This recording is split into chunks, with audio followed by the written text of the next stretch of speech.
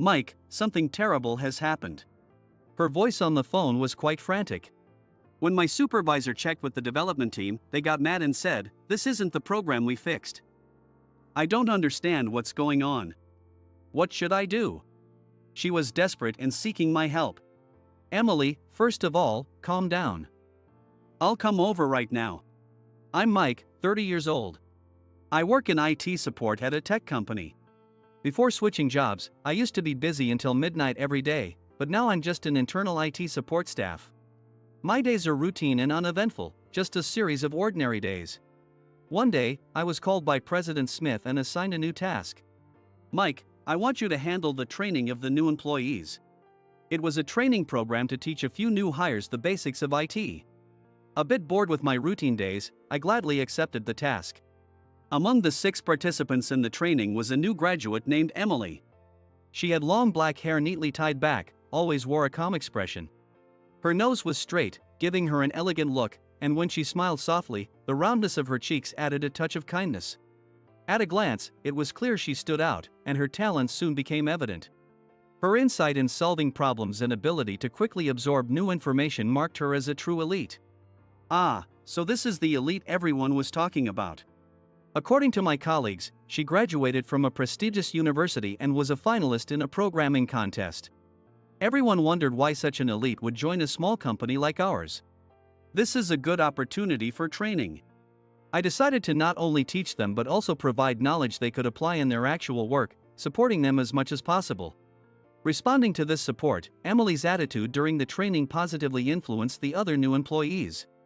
Mike, I was reviewing the program content and found another method online. Is the method online outdated? Can you help me? Of course. Let's all stop what we're doing and take a look at the method she found together. Nowadays, you can find almost anything on the internet. What matters is the willingness to search and knowing how to search. Due to the rapid pace of evolution in the IT industry, information on the internet can quickly become outdated. I began discussing the method Emily found with the other new employees. Through this process, they started to learn not just to receive information but how to evaluate and utilize it, a crucial skill. Through such experiences, they deepened their knowledge and grew as a team. Watching everyone grow, sparked by Emily, was exciting for me. 3 months flew by, and they were assigned to their respective departments. They would often come to me for advice. One day, I asked Emily, "Hey, it's great that everyone comes to me for advice, but don't you think the workplace seniors might feel bad? We all check with our workplace seniors first, including myself, but we always feel more confident with your advice. You understand where we're struggling and worried, and you always support us. That's why we trust you." In fact, I made it a point to do so. It made me happy to see that my mindset had positively impacted them. Emily, in particular, was showcasing her talents in her assigned department, but she still came to me with specialized questions. Is there a more efficient way to write this program? I thought you might know a better method, Mike. Good point, Emily. Indeed, if we call a different public program, it could be more efficient and easier to maintain. Let's look into it together. Seeing Emily and the other new hires rely on me changed my own motivation towards work. Teaching them also taught me a lot, and every day felt fresh and exciting. Having a new hire like Emily, who was both talented and eager to learn and grow, was a great stimulus for me as a mentor. She became the center of attention within the company. In a short period, she was recognized for her talents and efforts, even being featured as a notable newcomer in the company newsletter. The article also mentioned why she chose our company. Upon graduating from university, she had several offers. All were from large corporations. However, she was drawn to President Smith's vision and chose our company. He had a policy of providing diverse opportunities regardless of whether one was young or experienced. She felt that here she could test her abilities and achieve results with her own hands. Indeed, my reason for joining this company was also President Smith's passionate vision for the company. She wanted to test her abilities and achieve something significant at our company. However, one day, she made a big mistake. She accidentally deleted critical data of the company. This data was for the security software we had spent 3 years developing. The future of our company depended on this project. This security software was developed to protect against next-generation cyber attacks and was highly anticipated both within and outside the industry. A huge amount of R&D money was invested, and the release announcement was just around the corner. The success of this software was a crucial point in the company's midterm management plan and was essentially the future of the company. I actually learned about this incident in real time. One day, I received an urgent call from Emily. "Mike, something terrible has happened." Her voice on the phone was very frantic. I was conducting the latest program security check assigned by the development team. I was working on it with a senior employee. But something seems wrong. It seemed that they were working on checking the security risks of the latest program obtained from the program management tool. When we first checked, the program didn't work properly. When we confirmed with the development team, they said it shouldn't malfunction. Check again. So we checked again, found a simple mistake, and fixed it. She seemed confused. Even then, the program didn't work correctly. When my senior checked online with the development team again, they got mad and said, "This isn't the program we fixed. I don't know what to do." She sought my help. "So, the program you thought was the latest wasn't actually the latest?" "That's right." I downloaded the latest version from the program management tool, and my senior also checked it, so there was no mistake. But it turned out to be a different program. We unknowingly made fixes and overwrote the correct backup data. Her voice was trembling. I could tell over the phone how much she was blaming herself. With the latest program gone from the management tool, a significant hole was left in the critical project our company was working on. This would be an incalculable loss for the company. I wanted to report it to my boss, but he's on a business trip. I can't do anything on my own. I know it's not something to ask of you, but please, help me. Hearing her desperate voice, I was momentarily at a loss. But I quickly regained my composure. I had to do everything I could. This wasn't just her mistake, it was a company-wide issue. "Emily, calm down. I'm coming over right now." When I received her call, I felt a strong sense of unease rather than surprise. If she and her senior followed the procedures correctly, this mistake shouldn't have happened. Also, the timing was concerning. The internal review meeting before the release was a week away. If this trouble required program fixes, it would be impossible to make it in time for the meeting. She was just starting her career at this company and was terrified of getting fired over this incident. Seeing her like that, I couldn't just stand by and do nothing. I was determined to help her somehow. The problem was that the deleted data was at a level where normal recovery software couldn't restore it. And even the backup data had been overwritten. This required very specialized knowledge and advanced technical skills. Fortunately, I had the knowledge and skills from my previous experience as a white hat hacker. And as an internal IT support specialist, I had admin privileges. Yes, I could attempt to recover data that was generally deemed unrecoverable. This skill might be the only hope to save both Emily and the company. First, I started by calmly organizing all the information. I reviewed how the latest program was replaced, how the backup was overwritten, the specific operational steps, and the logs of the tools used. Afterward, I had a rough idea of the cause. Putting off the detailed investigation, I began the data recovery process, while Emily and her senior looked on worriedly. "Mike, is there anything we can do to help? Please let us know if there's anything we can assist with. Thanks, Emily. But this is a highly specialized task, and it will probably take some time. I'll handle it for now. Thank you. But we feel bad leaving all the work to you. This was originally our responsibility, so please let us help somehow." They peered over my shoulder as I worked. However, knowing that the work would extend into the night, I told them to get some rest. "I can manage on my own. You two should go home and rest. If anything comes up, I'll contact you through our company phone." "But," she started to say. "It's okay, trust me," I reassured her. Reluctantly, they agreed and decided to leave. After they left, I immersed myself in the work. Remembering how concerned they were, I felt an even greater determination not to let them down. It was already late at night.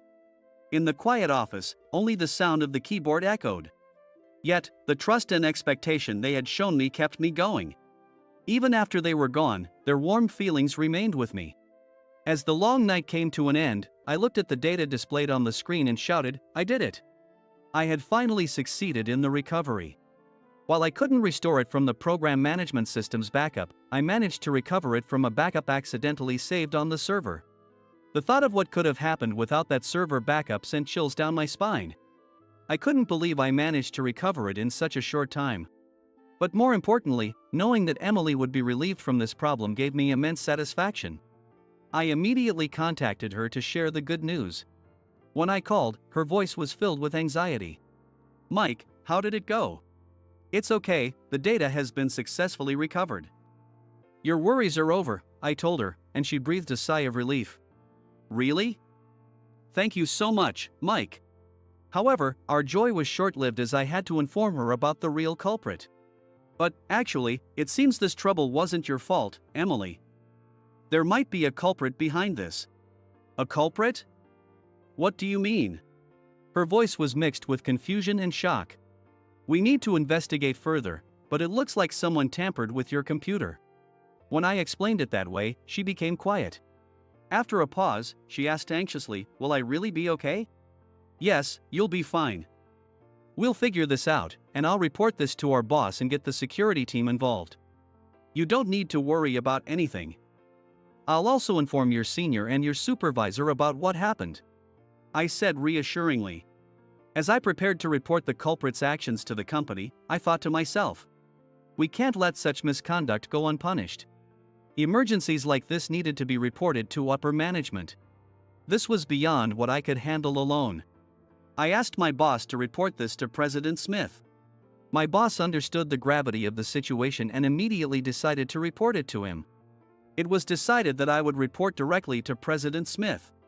Upon hearing the report, he sighed deeply and said, "I understand the situation. I'm relieved that you've been handling it well, Mike. The company will fully support you. I'll speak to the head of the security team myself. Continue the investigation and take appropriate actions." With this incident reaching his ears, the company's overall response became swift. A few days had passed since the incident, and the security team and I were deeply immersed in identifying the real culprit day and night. We meticulously checked how the latest program was replaced, how the backup was overwritten, the specific operational steps, the tools used, and the entry logs. During this process, evidence of wrongdoing became apparent, and we realized we were facing a significant internal issue. The culprit had used their position and access as a system administrator to tamper with Emily's computer. They altered the settings of the program management tool, changing the source of the latest program. Even though she downloaded what she thought was the latest version, the source had been switched, so she could never get the latest version. Additionally, the backup settings had been changed. Normally, backups were set to be version controlled, but her settings had been altered to overwrite mode. It was speculated that the culprit targeted Emily because they learned from the company newsletter that she was involved in an important project. I knocked on President Smith's office door again. "Come in," came the immediate reply. Taking a deep breath, I entered the room and began speaking seriously to him as he sat in front of me. "President Smith, regarding the recent data deletion incident, our investigation revealed that Emily did not delete the data. In fact, another employee was involved." He listened intently with a serious expression. "Do you have concrete evidence?" "Yes, by analyzing operation logs, entry management system logs, and login records of the employee, we found solid evidence of the misconduct. It also emerged that this employee was considering moving to a rival company. They may have wanted to cause damage to our company as a parting gift for their new employer, so they targeted an inexperienced new hire." He nodded gravely. "I see. Thank you, Mike. Thanks to your thorough investigation, the company can now take appropriate action. I appreciate it. Thank you, President Smith. I'm relieved we could prove her innocence and maintain the company's trust. Moving forward, I want to consider measures to strengthen our security to prevent such incidents." "Absolutely. Please do so." "Mike, I'll leave this matter entirely in your hands. And please convey our apologies to Emily for the anxiety she had to endure," he said. Leaving the office after this conversation, I felt both relieved and confident that we had taken the right steps for the company's future. The perpetrator was immediately subjected to disciplinary action based on company regulations.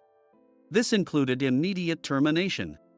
Additionally, considering the damage caused by their actions, steps were taken to file for damages. The company also sought legal advice and decided to report the misconduct to the police. Emily's innocence was officially proven. A few days after the incident was settled, she came to express her gratitude. "Mike, thank you so much. If it weren't for you. But how did you manage to find the real culprit?" Her serious eyes looked straight at me. I thought for a moment before starting to talk about my past. Actually, I used to work as a white-hat hacker at a security company. But that lifestyle didn't suit me, and I ended up burning out. The pay was good, but the long hours and constant work left me with no personal life. I lost the girl I was dating at the time because of it. I said with a wry smile. I decided I never wanted to go through that again, so I quit. I wanted a normal happiness. At that time, President Smith extended a hand to me. He was a senior at my previous company and always valued my skills. He knew about my past and gave me a role in internal help desk support, ensuring the workload was manageable. When I told this story, she looked surprised at first, but then she nodded as if she understood. "Your experience led to solving this incident and helping us." "Yes, that's right. Because of my past, I was able to handle this situation." "Emily, I know this was tough for you. But overcoming it has made you stronger too." Our conversation ended there, but through this experience, I reaffirmed something important. Every past experience shapes who we are. And people can always start anew. A few days after the incident was resolved, the release event for the security program we had developed was finally held. The venue was filled with anticipation and tension. But after the presentation, the room erupted in applause. Now that it's over, the program's reception has been excellent, and orders are pouring in. This success was truly the result of the entire team's efforts. In the midst of this, President Smith suddenly called for me. Wondering what it could be about, I headed to his office. He smiled warmly and said, "Mike, ever since you resolved that issue, I've been hearing that your attitude and methods have changed. Your leadership and problem-solving skills have gained a strong reputation within the company. So, I want to entrust you with a significant role. Now that our security program is selling well, we want to add improvements to further outpace our rivals. I want you to be the project leader for this. I need you to create a schedule that ensures no one has to overwork." What do you say? The moment I heard those words, my heart raced. The truth is, that incident with Emily had rekindled my old dream from when I joined the security company. I had a dream of using my skills to help people. And now, his proposal was the perfect opportunity to realize that dream. Having escaped the harsh field and been protected in the help desk role thanks to him, I now felt confident that I could step back into the spotlight. This time as a leader. "President Smith, I am honored to be entrusted with this important role." "I gladly accept the position of project leader," I responded proudly. At that moment, I realized I had taken a step towards a new challenge. Appointed as the project leader, I immediately began selecting team members. On President Smith's recommendation, Emily was added to the team. He wanted to give her the opportunity to grow by involving her in this important project. Her skills and enthusiasm would be a valuable asset to the team. I was also happy to have her on board. Our team began working on improvements to the security program software, dedicating ourselves to research and development day and night. Despite being a newcomer, Emily contributed greatly to the project. Seeing her dedication motivated me even more. After 6 months of hard work, the improvement project was successfully completed, and the new security program was released. The market response was beyond our expectations. The software we developed was featured in various media and succeeded in capturing market share from other companies. Following the release of the highly successful security software, the company held a celebration party. The office was filled with cheers and smiles, transforming the usually quiet workspace. During the party, I had the opportunity to give a speech, albeit with a bit of nervousness. This success is thanks to each and every one of the team members. Without everyone's hard work, we couldn't have achieved these results. I appreciated deeply to everyone, then turned to President Smith and continued. "President Smith, thank you for always supporting me. I will continue to do my best to repay your kindness." He nodded deeply and gave me a broad smile. After the celebration and even participating in the after-party, I had to leave early because I had to return to my hometown early the next morning. Even so, it was already past 10 p.m. As I was walking alone to the station, I heard a voice calling from behind. "Mike, wait a minute. Can I join you?" I turned around to see Emily, her face slightly flushed. "Of course," I said. "I don't like drinking with large groups, and I also have plans tomorrow, so I made an excuse to leave early." She smiled warmly as she spoke. I took the opportunity to explain the true meaning behind my speech earlier that day. When I said it was thanks to the team, I especially meant you. Your efforts really motivated me. She looked a bit surprised, then smiled kindly. "Thank you. Hearing that makes all the hard work worthwhile. I was also able to do my best because of you, Mike. Mike, you always think of everyone, and I find that really admirable. Every time I see that, I like you even more." She continued speaking, looking a little embarrassed. Her words took me by surprise. "Emily, your kindness always helps me." I tried to appear calm, but my heart was pounding. "Did you just say you like me more?" Her words echoed in my mind. "I feel at ease when I'm with you, Mike. I feel like I can be myself. That's why I want to stay with you," she continued. At that moment, I made a decision. I stopped walking and looked into her eyes. Then, I finally conveyed what had been in my heart. "Emily, I like you. I want you to stay with me." As a leader, I had hesitated to express my feelings, fearing it might negatively affect her work. I might be selfish. But her words kept swirling in my head, giving me the courage I needed. For a moment, it felt like time had stopped. After a brief pause, Emily smiled gently and said, "Mike, I feel the same. During the new hire training, I only had respect for you. But since the day you saved me, I've always liked you." Hearing those words filled my heart with happiness. The walk to the station felt like stepping into a new world. The air between us was completely different from before. Our conversation was sparse, but we occasionally exchanged glances and smiles. When we arrived at the station and boarded the train, it was unusually quiet for a Friday night, with only a few passengers. As the train rocked gently, I reached out and softly held her hand. She looked a bit surprised at first, but then her expression softened into a warm smile, and she gently squeezed my hand in return. The following years felt like a dream. Emily and I got married and built a life of ordinary happiness together. At work, we supported each other as a couple, watching each other grow and enjoying fulfilling days.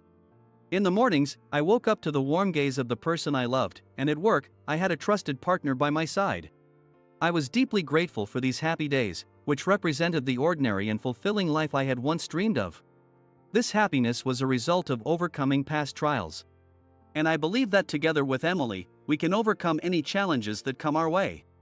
Having realized our dream of ordinary happiness, we will continue to grow as a couple and as individuals. "Hey, how long are you going to keep fooling around?" Turning at the angry shout.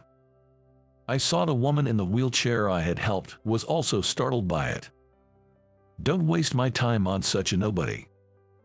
"A nobody? What is he talking about?" "Don't waste my time with your unnecessary meddling. That's why you'll always be a dead-end employee." What is he really saying? Prioritizing helping someone in need should come first, right? If I had just left her there, I would regret it forever, but maybe he sees things differently. My name is John, and I'm a drab middle-aged man, still single at the age of 40. My parents have passed away, and I've been living a lonely life for quite some time now. Looking back on my childhood, although we weren't wealthy, my parents were kind, and I spent my days smiling every day.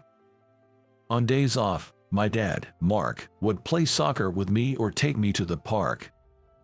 My father was tall and slender. Sometimes he would give me piggyback rides. It felt so high and made me so happy. My mother was always kind, preparing delicious snacks when I returned from playing outside. They weren't fancy cakes, but those homemade snacks filled with love satisfied both my heart and stomach. And even when I came home covered in mud with my friends, she would always greet us with a smile. I believed those days would last forever without a doubt. But then, shortly after I started elementary school, my mother passed away. My memories of that time are vague, but I remember crying my heart out. My father could have remarried, but he chose to work tirelessly for my sake, to put me through college. My father, who had always had a weak heart, worked himself to exhaustion to see me off to college, but just after I secured a job following my graduation, he passed away. It was too early a departure, even considering his age. I thought I was finally going to be able to repay him for his kindness. Dad. My father, lying silently on the stark white hospital bed, seemed so much thinner and more frail than I remembered. Mark always talked about you with a smile, the nurses told me. He did. Yes, he would always tell us and the other patients how proud he was of his son. Indeed, Mark always looked so happy, they said. From the nurses' words, I knew that my father hadn't felt lonely during his time in the hospital. I was busy earning my college degree and job hunting, so I couldn't visit him as often as I would have liked, but whenever I did, he seemed happy, so I didn't think his condition was that serious. So, the sudden news of his death was a shock, but learning that he passed away peacefully brought me some solace. In an attempt to drown out my loneliness after losing my family, I threw myself into my work. There was no time for romance. Or perhaps I had convinced myself that I didn't need it. Still, I believed my life wasn't bad. Even without a lover or spouse, my co-workers were kind, so I never felt lonely. Sure, I was alone when I got home, but at work, everyone recognized my hard work. Knowing I lived alone, they would occasionally bring me homemade dishes or express concern if I seemed unwell. It was like the warmth of my old home, and I loved being part of it. Living life in this way, I reached my current age. Then, one day, something happened.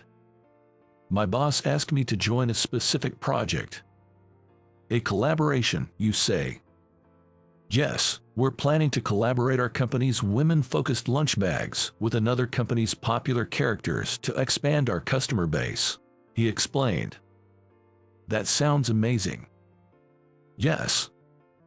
The lunch bag my company produces for women feature a cute design and are two-tiered. They've become popular since their release due to their compact size and their microwave compatibility. This set includes a bag, containers, and a cutlery set, making it a hit among new employees and middle/high school students. Its affordable price also makes it extremely popular with high school girls, and we've collaborated on it a few times in the past. Collaborations with popular celebrities and icons have always been successful, drawing fans to make reservations and purchases. I was nominated for this project because such results were expected. Feeling recognized for my past efforts, I was delighted. What do you think? Yes, I'd love to. Please, count me in. I accepted the invitation from my boss with a loud, enthusiastic voice. The leader of this project was a man named Alex. I was to assist Alex in this project. Although Alex held the position of section chief, he was infamously known in other departments for not so good reasons. Initially, when the other members learned that Alex was leading the project, they worried, asking, "Is this going to be okay?" However, Alex had graduated from a prestigious university and had a track record of achieving great sales results. Thus, rumors also circulated that he was a promising individual, favored by the department head, Karen. That's why, at our first meeting, we were all nervous, trying to discern which rumors were true. On the first day of the project, Alex stood before everyone and introduced himself as the leader, saying, "I'm Alex, and I'll be leading this project," before proceeding to explain the project's overview. His confident demeanor and serious attitude made everyone listen attentively, though they seemed unsettled by the discrepancy with the bad rumors. Finally, he said, "I think you all understand, but if you don't know something, say that you don't know. Asking questions isn't shameful. Proceeding without understanding is far more embarrassing." His attitude and words were sincere and serious. Perhaps those bad rumors were just a mistake. It must have been someone who couldn't do their job, speaking out of jealousy. I believed that Alex would lead us well and bring this project to great success. Yes, I believed that, but when I approached Alex with something I didn't understand, he retorted, "What? You don't even know something this simple? Excuse me. Isn't this basic? Aren't you embarrassed?" Ha ha, I was ridiculed and laughed at. Was that warm welcome on the first day just a dream? When I asked my colleagues participating in the same project, it seemed they felt the same way. So, it wasn't a dream. This was reality. And maybe I was mistaken, but it felt like Alex was particularly harsh on me. "Ah, you're John, right?" "Yes, I'm John." "So, you're older than me but still single?" Yes." "That's pretty lame, you know. You're not tall, not handsome, just an old man with no redeeming features, a real loser in life, huh?" To say such things to someone's face, his character seemed as bad as the rumors suggested. He would loudly criticize people, making them the butt of his jokes. Those around me were more flustered by Alex's behavior than I was. "Alex, you'll be working closely with John on this project, so maybe you could try not to." "What? It's all true, isn't it? But if our relationship worsened, it would hinder the project's progress." But it seemed unlikely that Alex would change his attitude. So, I had no choice but to endure it. "It's okay, I'm fine. Let's get back to work." Despite the appeals from his subordinates, Alex continued to do as he pleased. Everyone eventually gave up on him, or rather, wrote him off, focusing on preventing major mistakes in our work. Although Alex had a good reputation in sales performance, under his leadership, there were frequent mistakes. Naturally, this led to complaints from other departments. I often had to go apologize to other departments on my own for these issues. Seeing me apologize repeatedly, Alex would laugh again. "Is making mistakes and apologizing your hobby or what?" Although I believed it was his fault that I'm constantly apologizing, I kept silent and endured it, fearing that things would only get worse if Alex left. Although there were frequent troubles with other departments in the company, we managed to avoid issues with other companies and successfully commercialize a collaborative lunch bag for women. It turned out quite satisfying, both cute and practical in design. And then, it came up that we would have a press conference to announce the new product. This announcement wasn't just about unveiling a new lunch bag, but rather about which company collaborated with which character to create what kind of product, making the collaborating company the star of the conference. I wasn't going to be at the conference, but I was called in for preparation. It seems Alex, our leader, is likely to take the stage. Despite his complaints, he seems to be looking forward to it, judging by how he's getting a new suit. I spent my days praying that he wouldn't do anything unnecessary and just look forward to the event until the day of the conference. And finally, on the day of the conference, Alex and I drove to the venue together. We had to cross a mountain to get there, and even on the way, he kept grumbling, "This is such a hassle," and lazily let me do all the driving. Almost over the mountain and close to the venue, I spotted a woman in a wheelchair and slowed down to a crawl. "What's up?" Ignoring Alex, who sounded annoyed, I focused on the woman who seemed to be having trouble with a step. It was clear she was struggling to get her wheelchair over it. Luckily, there were no other cars around, so I didn't hesitate to pull over to the left and stop the car, then rushed to help the woman. "What are you doing?" Alex snapped. "I'm going to help that woman to a safe place. Please wait a moment," I replied, but Alex just scowled and completely ignored me. It was just like him, so I prioritized helping the woman. "Excuse me, I can help you," I offered. "Really?" She seemed surprised. "Sure thing. I'll move it now." Saying that, I took hold of the handles of the wheelchair, stepped back a bit, and then turned it around. I managed to guide her wheelchair backwards to a place without steps or slopes.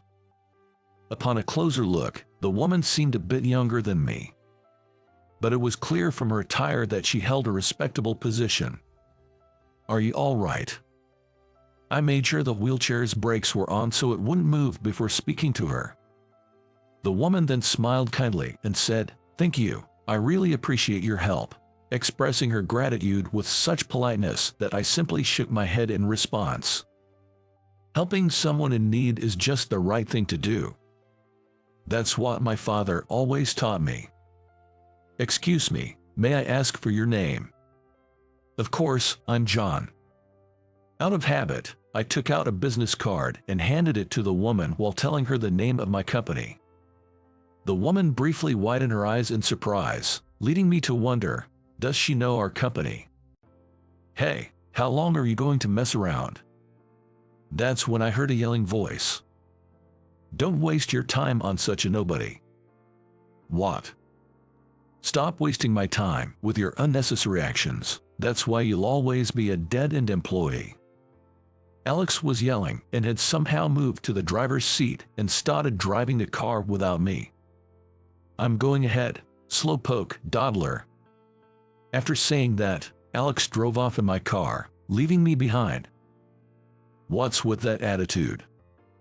Even the woman was taken aback by Alex's behavior, and I couldn't find the words to apologize. "I'm sorry you had to face that just for helping me." "No, it's okay. I can catch a taxi from here." "Thank you so much." The woman kept thanking me, and I assured her it was fine before we parted ways. Checking the venue's location on my phone's GPS, I realized it was within walking distance, so catching a taxi wasn't necessary, which was a relief. Thinking I could make it in time for the conference if I ran, I chose to do so. As I ran up the slight incline, I reflected on Alex's words and actions. Once this project was over, I probably wouldn't have to deal with him again. But working with Alex, I noticed something. He was very subservient to those above him in rank and could get away with small mistakes by charming them. And he was skilled at blaming others for his significant mistakes or making them clean up his messes. Indeed, I was the one who always ended up apologizing since this project started. It's because I felt that AIDS exist for that reason, and since I'm older it's natural for me to do the job. I sighed deeply, thinking to myself, no matter how hard one tries, it seems impossible to win against people like Alex. The thought made me feel incredibly frustrated and helpless. When I arrived at the venue, out of breath, the press conference had already started, and I noticed employees from the partnering company glancing over at me. An employee, with whom I had spoken several times during our collaboration, approached me with a look of concern and offered me a glass of water, which I gratefully accepted. Alex was glaring at me fiercely, but I couldn't care less at that point. The press conference went smoothly and ended successfully. "John, what happened?" "I was wondering what happened when that guy came in your car." People from our company knew about Alex's reckless actions. When they asked what had happened to me, I told them the truth about why I was late. About how on my way here, I came across a woman in a wheelchair. About how she seemed to be in trouble, so I stopped my car to help her. And how Alex had just watched us and then left us behind. I softened the harsh words Alex had used, but I'm sure the message was clear to everyone. "What? That's terrible. Alex, what kind of person does that?" There were voices condemning Alex, but he just coolly retorted, "Oh, you got any proof of that? He's obviously lying. Besides, isn't the real issue here arriving late for an important press conference? Isn't that normal? Professionals shouldn't be late for important work. It's common sense, common sense." You're fired." "Fired," Alex said. As he laughed out loud, the many people around him were watching. Alex's behavior was intolerable. We all agreed that once the product was successfully sold and the project was over, we would definitely go and complain about him to the higher-ups. But the next day, the situation took a significant turn. The famously beautiful President Smith came into the morning meeting looking pale. President Smith. What's going on? Everyone was naturally buzzing with questions as President Smith suddenly entered. President Smith marched in and said, "This is a serious situation," while looking at Alex, who had arrived late, and her expression darkened visibly. Seeing her beautiful face turn devilish, everyone gasped. Even Alex, faced with her genuinely murderous intent, stopped in his tracks. "You're Alex, right?" "Yes, I'm Alex." "Do you realize what you've done?" "Huh? You hurled insults at a woman in a wheelchair yesterday, didn't you?" Alex seemed momentarily confused, but as he remembered, he glared at me as if he thought I had snitched on him. "That woman is the daughter of the president of the company we collaborated with on the project. Her name is Emily, and she vividly remembers you insulting her and driving away." "What? The president's daughter? That woman in the wheelchair?" Alex seemed confused but appeared to grasp the gravity of the situation. "Emily was worried about being in the way at the venue, so she went for a walk. She often moves around alone because she feels bad about having others push her wheelchair. The venue was only a short distance from where we were. I parted ways with Emily, assuring her she was fine, but it was close enough that she could have made it to the conference in time. It seemed a bit far for a walk, but it was understandable. When Emily saw your face at the venue, she immediately reported to President Johnson. Then, first thing in the morning, President Johnson called, furious, demanding that we bring in the man named Alex. What are you going to do about this mess?" President Smith's anger showed no signs of abating. "If we're not careful, the collaborative product might be discontinued. And since they're a major company, if this gets out, it could look like our company is a problem, affecting future opportunities." Yikes! Alex let out a shriek at President Smith's words. Indeed, if things went as she said, our side would suffer greatly. Alex's assistant, John, was it?" "Yes." "You're coming with me to apologize to them." "Yes, I will." Alex's face was pale, and his body was trembling.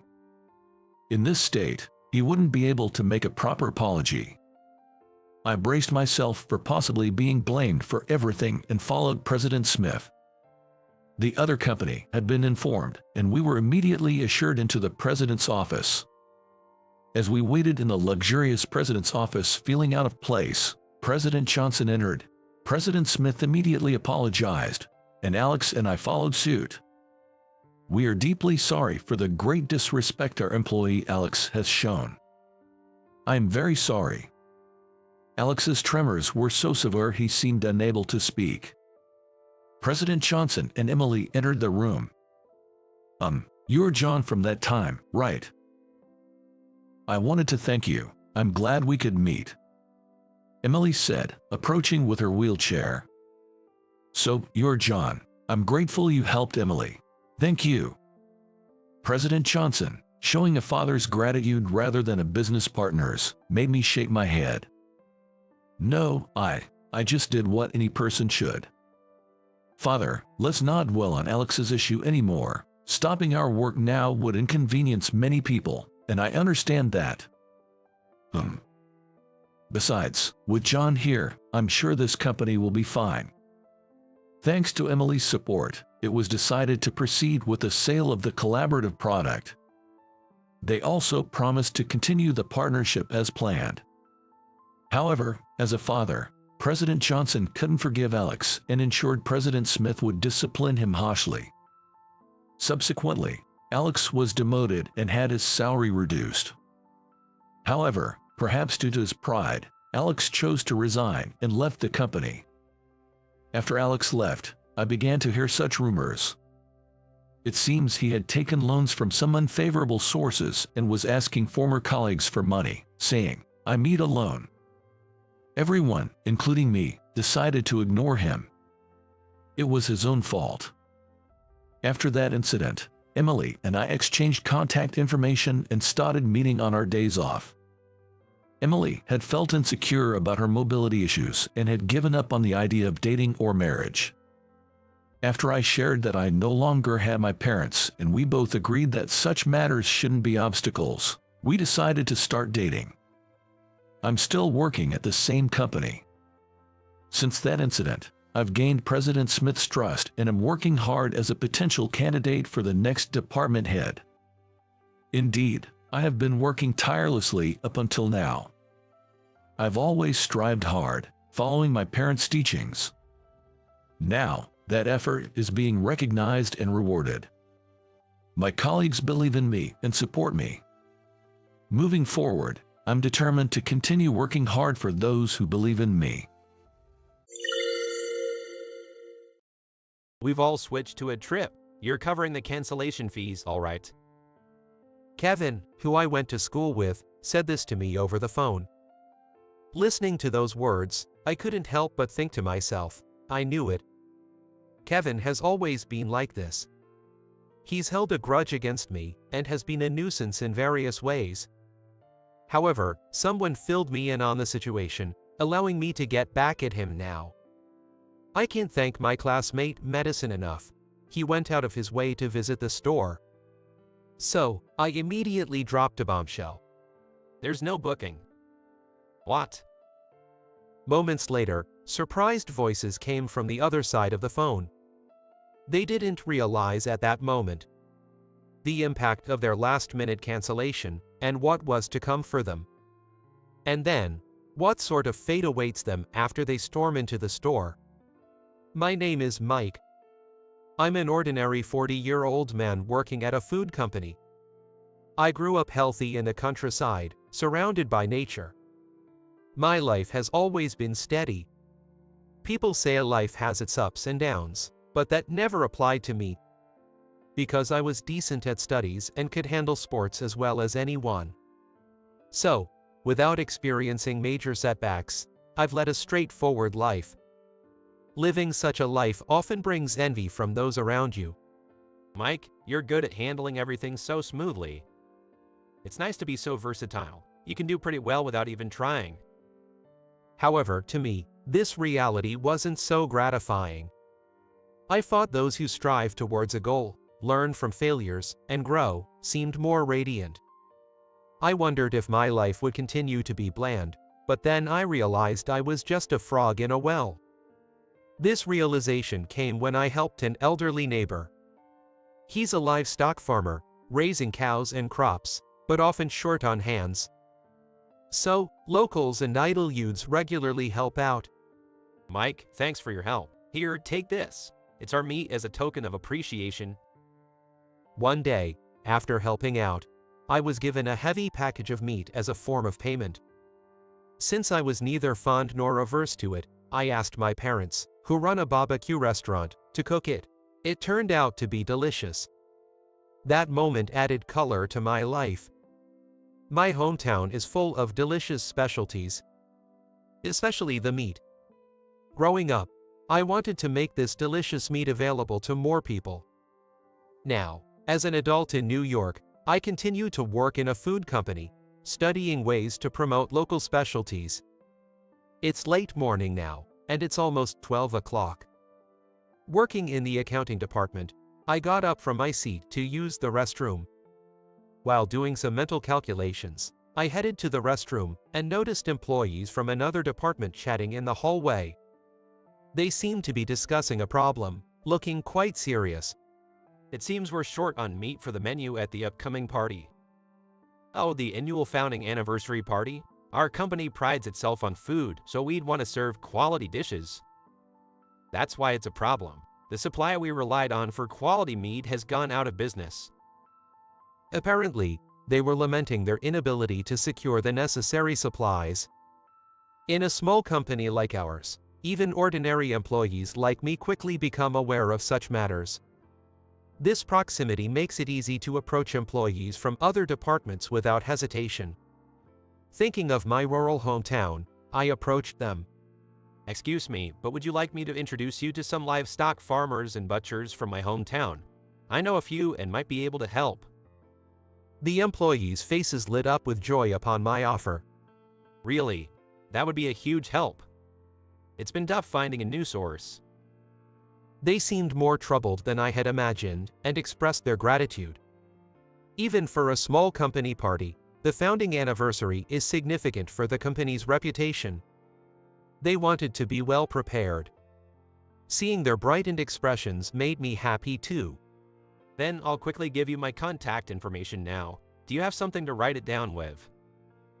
After sharing several phone numbers and email addresses, I finished my restroom break and returned to work. After finishing the remaining tasks, I was surprised to find several emails from acquaintances back home as soon as I took a break to check my phone. They work fast. They've already reached out so much. Muttering to myself as I looked through, I found one from a familiar shop. They reached out to that butcher too. I gave them the contact to be fair, but I hope it doesn't cause any trouble. The sender of the intriguing email turned out to be Kevin, a male classmate from my school days.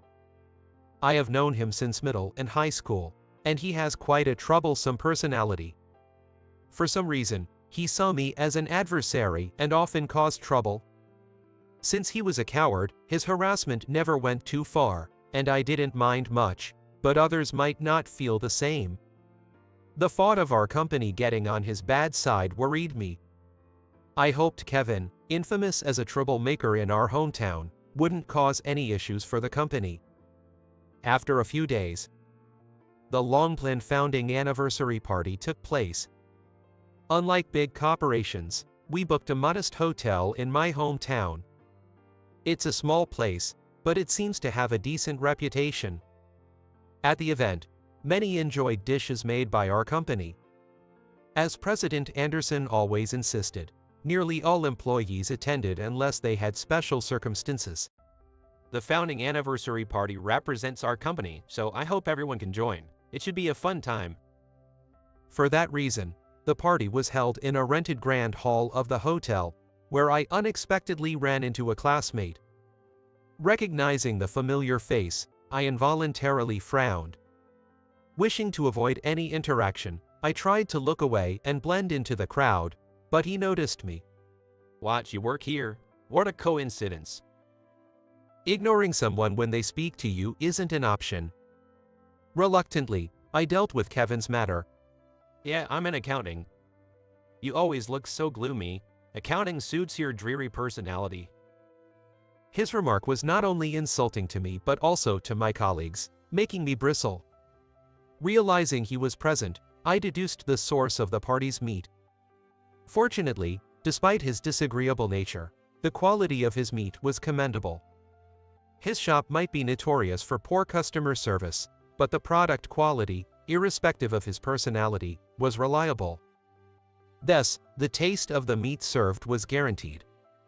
As I looked at his hand, I saw a large plate piled high with food.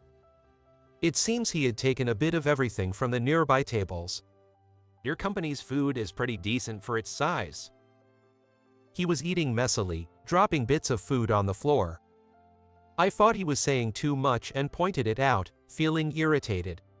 Your manners are terrible. You're not a child. Try not to make such a mess. What are you, my mom? I know that. I admonished him, but he just ignored it. Sighing inwardly, I decided to leave. Staying any longer would just sap my energy for the party. But he continued to hit on female employees and make unreasonable demands on those replenishing the food. I couldn't overlook it anymore and decided to kick him out. Hey, stop causing trouble for others. You need to leave the venue. What? What are you talking about? Hey, don't pull me. I grabbed his arm and led him out of the venue. Forcibly taken outside, he glared at me resentfully, but I couldn't back down on this. You did us a favor by agreeing to the deal on short notice, but you're essentially an outsider. There won't be another deal, right? That may be, but what's the harm? Nobody from your company complained. Kevin, pouting, seemed oblivious to the discomfort he caused others. People are just too polite to say anything because of the favor you did. Just don't cause any more trouble, all right? Go home for today. He looked clearly displeased. but I couldn't compromise on this. As I was about to say more, he seemed to remember something. Oh right, I had something to tell you about the reunion. Hearing those words reminded me to review my schedule mentally. There's always been a reunion around this time every year. However, this year, the usual cafe venue is closed, so I was wondering what would happen. Right? The cafe owner's back pain put him out of commission, didn't it? Yeah, it's been a hassle. So your family runs that barbecue place, right? Can you sort it out for me? I couldn't let him cause more trouble at the company, and I owed him for helping out. To get him to leave quickly, I agreed to his request without much thought. Alright, I'll talk to my folks. Thanks, man. Friends really come through. His mood brightened instantly, and he started to walk home. His stride was so light, it was hard to believe he had been looking displeased just a moment ago. Relieved that one problem was solved, I let out a sigh. At that time, I had no idea that the conversation would lead to new problems later on. One morning, a few weeks later, on the day he booked the reunion, I drove back to my rural hometown. Since it's just after sunrise, it's quite early to be going out, but I'm heading to the barbecue restaurant. Not to speak ill, but our restaurant isn't doing too well. It's managed more for neighborhood relations and as a hobby than for profit. So, a large booking is rare, and they'd need my help. That's why I left the city in the middle of the night and drove for hours to get there. Upon arrival, as expected, my parents were busy. Mom, Dad, I'm here to help. Thanks, dear. There's an apron over there. It changed. Despite being in their 60s and not seeing their son often, they responded nonchalantly. They've always been like that, so I didn't take it personally and quickly got to work in the kitchen. After putting on the apron, I silently set to work. I knew it was going to be tough, but preparing meat for 30 classmates really was a challenge. While a barbecue restaurant might seem easy, there's surprisingly a lot to do. You have to plate the meat, prepare sauces, and manage the tools with care, paying attention to hygiene and safety. As I hurried to get everything done in time, before I knew it, it was time for the reunion. You can leave the rest to us, go join the guests. Having been told so by my mother, I changed out of my apron. Then, I moved to the front of the restaurant to wait for my classmates, but no matter how long I waited, none showed up. Feeling a bad premonition, I decided to contact Kevin on my phone. But for some reason, I couldn't get through to him today at all. As I was pondering this, a woman came to the restaurant. It was Madison, one of my classmates. It's been a while, hasn't it, Mike? Yeah, long time. You didn't come last year, right? She was my classmate in both middle and high school. I heard she works for an international travel agency. Since she couldn't attend last year's reunion due to work, it must have been 2 years since we last met. Is work okay? Yes, I just finished a big project. I came to the States with some colleagues. That's good to hear. I don't have many memories with her. The only thing that comes to mind immediately is working together on the student council. I remember her as someone with a strong sense of justice, always ready to report any suspicious activity or people to the teachers. For some reason, she looked pale. Worried that she might be unwell, I asked in concern. Madison, what's wrong? You didn't have to come if you weren't feeling well. I'm fine, but did you get the email? Kevin and the others are headed to the hotel. What? Her unexpected words made me voice my surprise foolishly. They're going to the hotel. The reunion is being held there, according to the email. What are you saying? Hearing the shocking news from her, I was confused. When I went back inside to tell my parents, they were both distressed. With a sense of foreboding, I opened my mouth to speak. Did they cancel on us? You guessed right. We just got that call. Even if they cancel, we've already prepared everything, so it's a problem. Hearing their response, I was also at a loss. I couldn't believe he would do something so thoughtless. What should we do with the barbecue sets prepared for 30 people? I always knew he wasn't the nicest guy, but as someone who runs a business, he should know the impact of such a last-minute cancellation. Can't believe they'd do something so nuisance. I'm sorry for noticing you so late. Muttering in anger, Madison, who had followed me into the store, apologized to me. She couldn't have known about his plan, so there was no way to prevent this. In fact, I had no intention of blaming her since she was the one who informed us. No, Madison, you don't have to apologize. You came all the way here, right? Yes, I couldn't get through to you on the phone. That reminded me, I had been so focused on the preparations that I hadn't checked my phone. When I took it out of my pocket and checked, indeed, there were quite a few missed calls. All of them were from Madison. Sorry, I was so focused on helping out at the restaurant that I didn't notice. Don't worry about it. If it's okay with you, may I bring my seniors here?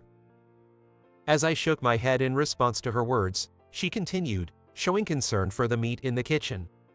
There are a few people from my company nearby who owe me a favor. They're pretty big eaters, so I think we can handle about 30 servings. Oh, and of course, we'll pay for what we eat. That would really help, but are you sure? Her offer was a godsend, but I was worried about imposing on her. Then, she said something unexpected. It's fine. I've always wanted to repay a debt of gratitude to you, Mike. With no clue, I scratched my head and wondered, did I do something, as I racked my brain? But nothing came to mind. Madison giggled and went on to explain the incident. We worked together on committee duties when we were students, right? Yet the student council duties. As her words brought back memories of our school days, one particular incident stood out in my mind. It took a while, but maybe she was referring to that event. Remember that time long ago when there was a middle-aged man walking around the school with a sickle, and we weren't sure what to do? Yet that really scared me. When we saw him, I couldn't believe my eyes. Thinking it would be terrible if something happened, I asked Madison to get a teacher. But then, Kevin and some other boys got entangled with the suspicious man on their way home. I don't know what they said, but they managed to anger the man, and things almost got out of hand. At that moment, Madison stepped in between them.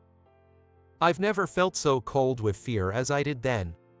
But I was really relieved when you stopped the man who was about to swing his sickle right in front of me. It was extremely difficult to calm the man down until the teachers and police arrived. Thankfully, it turned out the man was just on his way to do some farming. It's chilling to think what could have happened if he had been a bad person. I've always wanted to repay you for that time, so this is a good opportunity. Seeing her conclude her story with a smile made me feel a bit bashful. I remembered she was a woman who valued favors and personal connections. If that's the case, I might just take you up on your offer. I said, turning my eyes away in embarrassment, and then got some phone numbers from Madison. Of course, it was to call her seniors. My dad, mom, and I then split up to call and explain the situation, securing the bookings. This managed to avert any loss, but what about them? It seems that while we were busy, Madison had made a call to the hotel. She then shared the details with me. It turns out the hotel had not accepted their reservation. She seemed pleased as she elaborated on the matter. They're known for making reservations at various facilities and then not showing up, so a suspicious employee must have decided not to take them seriously. That's a relief, then. Not only was I relieved that the hotel didn't suffer any loss, but it also lifted my spirits a bit. Plus, the reservation was supposed to be at my family's place. They were quite wary of him. What, really? I had no idea. Didn't you say your parents were regular office workers when we were students? Actually, they started working at the hotel after I came of age. Oh, by the way, I heard from my parents that your company had a party at our hotel recently. I was confused for a moment, but after listening to her explanation, I understood. But I never imagined that the hotel where we held the founding anniversary party would be connected to Madison. Feeling relieved, a bit of mischief crept into my mind. So, I decided to call Kevin, who probably didn't know about this yet. He answered the phone right away, his tone mocking. "What's up? You want to whine about something?" It seems he wasn't expecting his reservation to be cancelled. In a contrived tone, he said, "Oh, that's right. "I decided to change it to a trip. You'll cover the cancellation fee, right?" Of course, I was anticipating such words from him, so I wasn't surprised. I could only respond to him with a sense of dismay. "There was no reservation." "What?" After that, not only his voice, but also the voices of other classmates who seemed to be eavesdropping nearby could be heard. I wondered how many of them were there on the speaker. Even though they were close with him during our school days, thinking that they were still hanging out as adults made me realize they hadn't grown up. Later, I would find out that there were over 20 other classmates with him at the time. Seemingly ordered around by his strong personality, they had no choice but to participate in this harassment. A few of his close friends from school would later regret going too far with their pranks. But at that moment, I didn't know any of this and assumed it was just a few bad apples who were involved. I decided to hang up the call before they could recover and turned off my phone. Feeling a sense of relief from getting back at them was somewhat comforting. A few hours later, thanks to Madison's introduction, a few people showed up, and we were saved. The barbecue meat we had stored with care was quite a lot, but most of it was consumed by them. Especially Robert, an Australian who was a big eater, devoured several portions of barbecue, which was a great help. Madison also joined them and helped consume the leftover meat. "Madison, you don't eat much. You should eat more." "You eat too much. I'm normal. Please don't put any more meat on my plate." I had heard that Robert was in his 50s, but he looked as young as Madison, a man full of vitality. Given his muscular build, he probably needs to eat a lot to maintain his physique. "I never thought there would be such delicious meat here. Coming to America was a great decision. If you're happy, then it was worth the introduction." It seemed that they really enjoyed the barbecue offered at our restaurant. I was worried for a moment, but it turned out to be a blessing that she was back in town. After the meal, Madison's acquaintances showed interest in the meat they had eaten. Seeing this, my parents saw an opportunity to promote the locally raised meat and started explaining all about it. Neither of my parents are particularly interested in profit, but they are somewhat willing to help promote the local community. "The meat we serve here comes from cattle raised by local dairy farmers. They use a special feed mix for the feed, which gives the meat a refined taste." They listened intently to my parents' stories. If this connection could help make our local specialty products well known, I'd be more than happy. While working in the city, I've been learning various marketing strategies to promote specialty products, but nothing quite clicked until this encounter. As I was watching this scene unfold, Kevin showed up at the restaurant. It seemed the other classmates had left, perhaps they had gone home. His face red with anger, he stormed in. "Mike, you set us up. We were turned away when we went to the hotel. What's going on?" He stopped mid-sentence when he noticed Madison inside the restaurant. "Did you know from the beginning? Knew my reservation would be messed up and kept quiet." It's unclear how he found out, but he seemed to understand that she was the daughter of the hotel owner.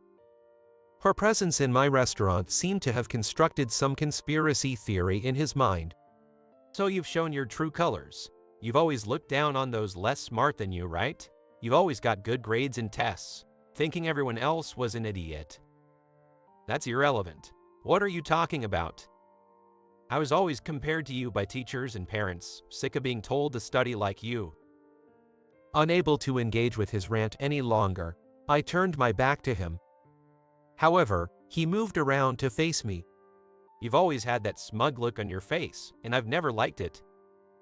Saying that, he picked up a small bottle from a nearby table. It was a bottle of barbecue sauce. As I recoiled, thinking he couldn't possibly, he threw it at me. However, before it could hit me, Robert stepped in and caught the bottle. Standing in front of me, he spoke to Kevin in a low voice. You've been making a lot of noise for a while now, but it's really unbecoming for a grown man to behave like this. What did you say? Basically, you're just jealous of others, right? It's not cool to belittle people just because they have something you don't. Upon hearing those words, Kevin's forehead veins bulged as he glared at Robert but quickly averted his gaze.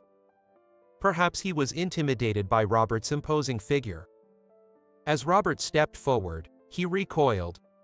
Just wait and see. I'll get the other guys to leave a bad review for this place. He spat out the words with frustration and quickly left the scene. In a prime city location, such threats might be concerning, but this is a countryside barbecue place.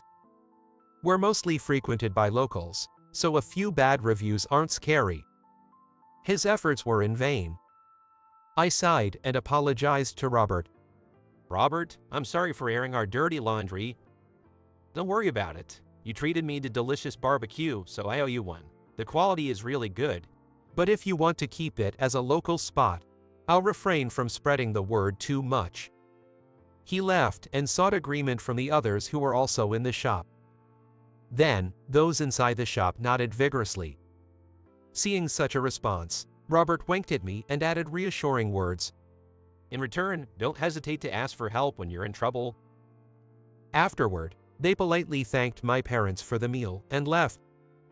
Birds of a feather flock together, as the proverb goes. Watching their conduct, I was convinced that they were acquaintances of Madison.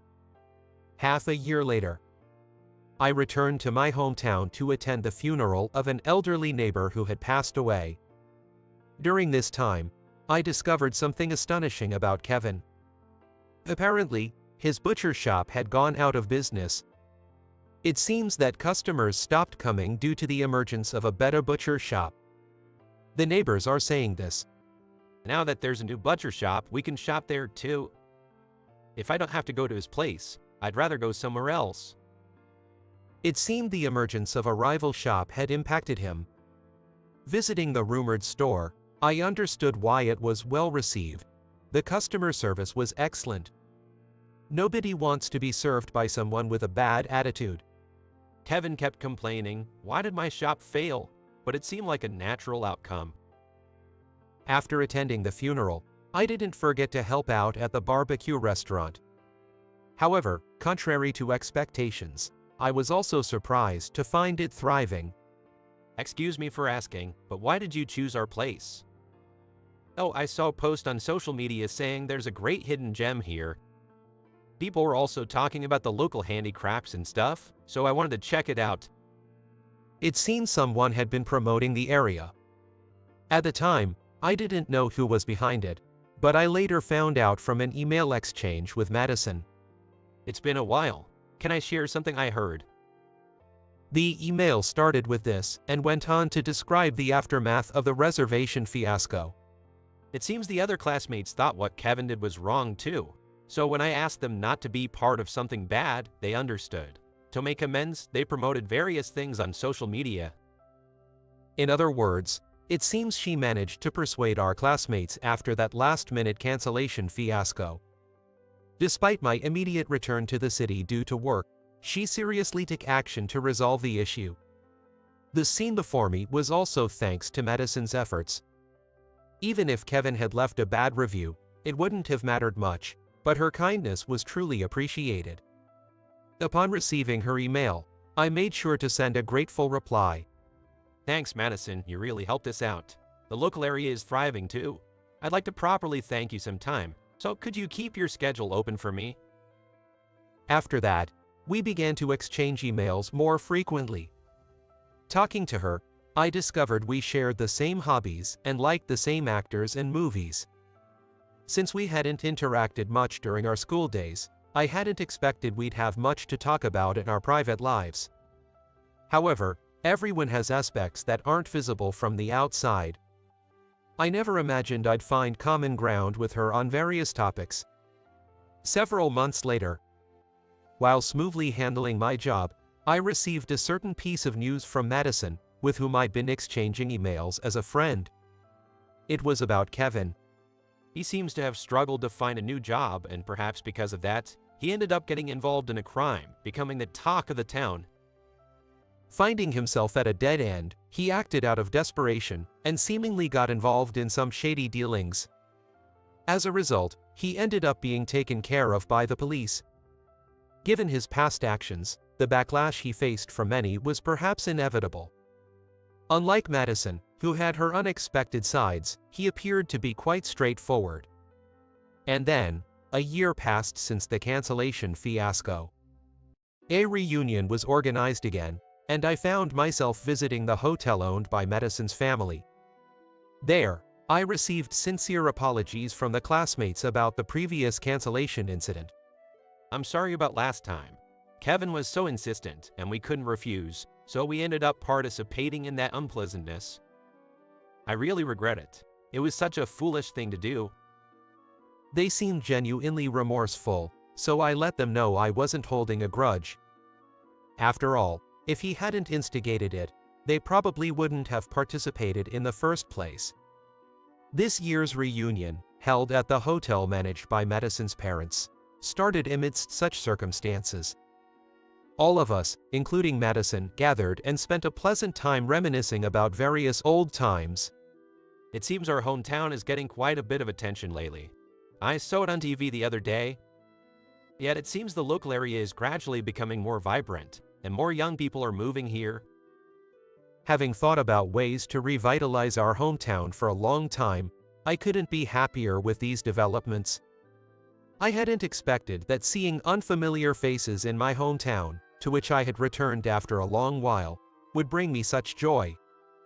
The key is to ensure this buzz isn't just a temporary surge. With that in mind, I'm getting psyched to find what I can do. Yet, there was also a hint of uncertainty. I've learned a lot in the city, but maybe it's not going so well because I'm on my own. Maybe I should have sought others' help. Was everything I did up to now in vain? Spilling these farts, Madison offered her encouragement. That's not true at all. There's still much to be done. If you think you can't do it alone, I'll help you, and so will Robert. I pictured Robert, who had started calling occasionally since the reservation incident. His cheerful demeanor and genuine personality, always looking out for the younger folks. I think he might be able to help if I consult with him. Thanks, Madison. I'm feeling a bit more hopeful now. If that's the case, I'm glad. As she said, even if the past was a failure, it's about striving forward from here. With people I could rely on around me, I felt things would somehow work out. The food we shared while talking tasted even better than in my memories. They must have been making various improvements. It was a wonderful taste, reflecting the local efforts,